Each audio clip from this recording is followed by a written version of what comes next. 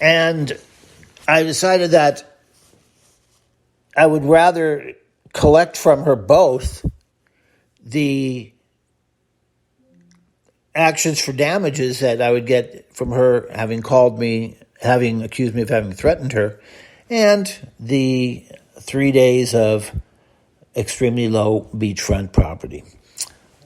By the way, there's a little jolt there. That means that if you aren't subscribed, you heard a little commercial, but if you're subscribed, you didn't. So that's the gist of it, and I would say there's a very important moral here that I'm holding for last. Yes, there is a trick to this story. Well, just like you probably would have jumped out of your seats after the first one and you found out that there was a camera recording you in the privacy of his own apartment in Westlake Village, in hers, I had been suspicious ever since I did the first rental because the reviews were so positive. The reviews of this apartment in Westlake Village, and Westlake Village has an outstanding reputation as being a safe neighborhood with a huge lake in the middle of the shopping center. You can't beat that. The shopping center is where the lake is. So you can eat at a fancy, beautiful restaurant where lunch is for two people is $100 and go shopping at the market right next door. So that's most of Westlake Village, but this person and his residents happen to find the one side where the people who pass you at the early evening look like, oh, this guy's going to pull a gun. This guy's going to pull a gun and rob me. I can tell. So you've got that there, and you would think, well, that's enough. I'm not going to get involved. And that's enough of a shock that if there's no photos, I'm not going to go there. I should have learned that because although all of the recommendations of this place were just glowing, how in the world does she get dozens, and it might be more than that, I actually haven't counted how many, dozens and dozens of people saying this is the most beautiful place I've ever stayed for a friggin' flop house on a side street that has maybe the same zip code as the beach? Where did she get people to say that? Am I the very first person in the world to notice when they drove up? This isn't fucking beachfront property. This is a flop house. I wouldn't stay in that property for free. It is dangerous to stay in a place where the window faces the window of a flop house that is open and has no screen on it. And you don't know who lives there, and it's oh, God. Why would I go to stay there on vacation so I could say I stayed at the beach? Well, how does she have all of these glowing remarks? Well, I had, and you can see where this is going, I had a theory that there must be a screening system. Airbnb must have a system that if the review is positive, they say, yeah, we're going to put it right there. There you go. And if the review is negative, like, what the hell is this? How can you dare call this beachfront property where at no time and no place on the property can I see or hear or smell the beach? But there weren't any like that, not one. So, all right, but I smelled a rat.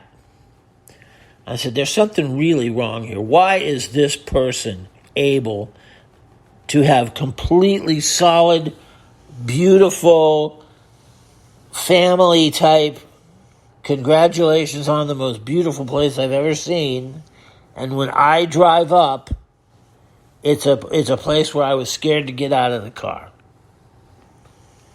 Why is that? Well, there's a reason. I really doubt that our angry real estate agent intended to or was authorized to reveal what she revealed in her text that was next to that in chronological order. And she said, well, you threatened blah, blah, blah, but she said, you can just write whatever you want because I have it set up with them that for the next 14 days, anything you write just gets deleted and no one will ever see it. Really? So it turns out that somebody will point out, well, maybe she's special and had something that nobody else at Airbnb had. Well, okay, forget that. So it turns out these Airbnb lessors, or lesser, I don't know, have the ability to orchestrate what feedback goes into their feedback. And if it's not positive, they can just give it the deep 6. So those feedback mean nothing. They have absolutely no value to you at all. You can't use them at all. We'll save it for the next time as whether the photographs mean anything. I don't know. That's I don't have any information on that. But I do have enough information to tell you that they're a scam. If they don't clearly tell you, and I know I have not checked all the boilerplate yet to see if they were smart enough to have you sign that notice away, but if they have not notified you that, by the way, we're cherry picking the reviews and only the good ones are coming in, then it doesn't mean anything. You cannot rely on that for any indication at all as to how nice the property is. And you know something? Let's be clear. What is the difference between doing that and hiring these people that are out there that are, for money, will write you a glowing review? I think they call themselves keyboard warriors and things like that. And, they, for a certain amount of money, will write reviews about, I stayed there and we had the greatest time. And it's not true, but they will write them in order to buck up the attendance, the rental rate at your property. So is the honesty that's needed in order to use the system that will deep 6 a review you don't like, is there any difference between that honesty and the one saying, hey, mister, I know you've never stayed at my place, but would you write a review? What would that cost to write just a glowing review? Well, it runs about $125. That is what it runs. And so she, I can't say she did that. I can't say she didn't do that. I can say, to me, they're moral equivalencies. It's not like anybody who did this one, but I'd never do that. So I don't see that at all. So now you know that the reason the property you're looking at on Airbnb has so many glowing reviews is because all of the bad ones may have been tossed out. Is there any way to know which one? No, probably not. The best thing you can do is to insist on a complete set of photographs recently taken during the same time of year that you're in now, and you want a set of photographs of the outside, the inside, the room, the bathroom, the commode, and if there is one, the staff.